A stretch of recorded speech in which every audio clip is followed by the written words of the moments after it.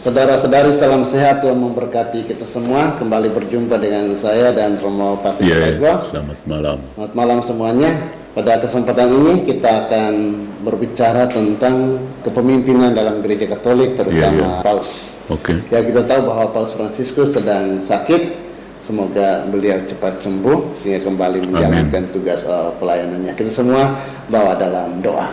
Tetapi salah satu hal yang beredar di media sosial tentang mungkin teknologi AI, Paus itu seolah didekati dengan para iblis, setan dan seterusnya.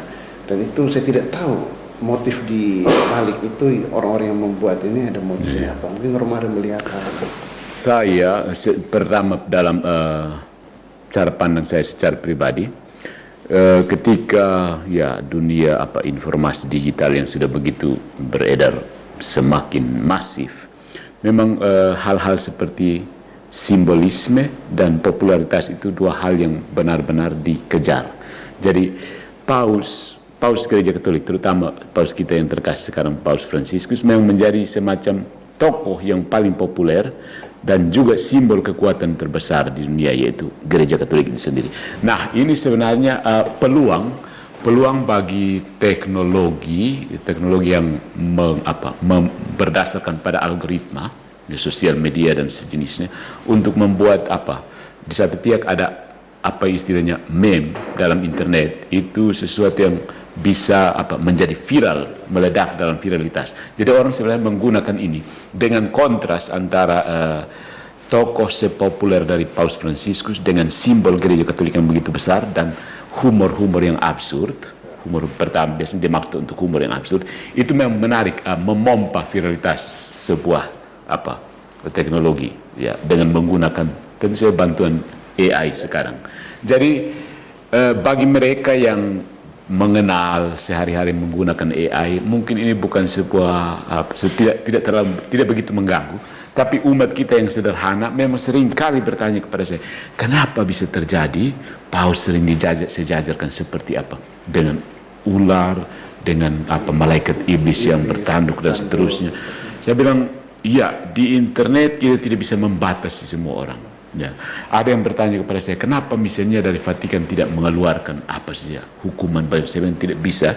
Ini memang kebebasan orang untuk berkreasi dengan teknologi AI ini. Nah, penting bagi kita orang-orang Katolik, kalau memang tahu bahwa itu memang tidak cocok dengan spiritualitas Kristen, hindari, jangan ikut menyebarkan meme seperti itu, karena akan turut mempengaruhi algoritma Anda dan lingkaran-lingkaran Anda. Ini kita bicara dari segi teknologi, karena begitu Anda menontonnya, memberi komentar dan sebagainya, Anda sebenarnya ikut menyumbang untuk viralitasnya.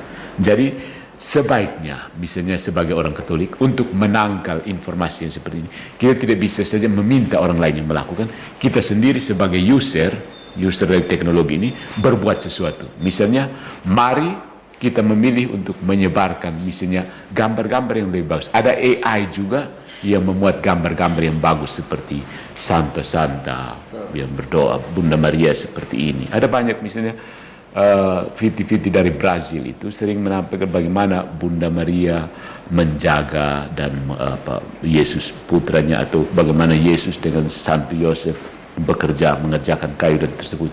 Konten-konten seperti ini yang seharusnya kita interaksi dengannya sehingga semakin berkembang luas. Jadi kembali ke konten berupa teknologi dengan gambar AI yang menampilkan Paus begini begitu, kita tidak bisa melarang orang lain. Yang bisa kita lakukan adalah semakin banyak menginput data yang positif. Karena kita tidak bisa mengcounter para haters, katakanlah para haters Paus, haters Gereja Katolik. Di dunia yang semakin modern ini pasti saja ada tetap saja akan ada haters. Jadi kita harus berprinsip sebagai yang mendukung hal-hal yang positif dalam gereja.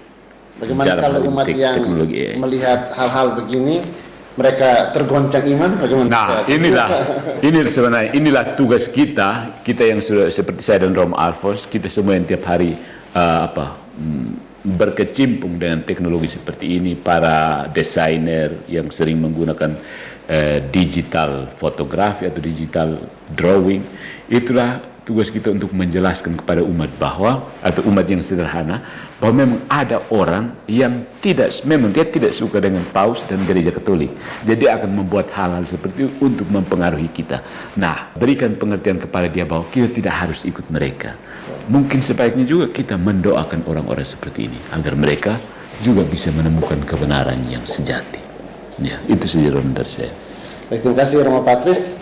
Kita semua mendoakan Paus Fransiskus semoga sehat selalu, ya kembali melaksanakan tugas pelayanannya, dan kita tetap yakin akan kebenaran dalam gereja Katolik. Karena gereja Katolik keren.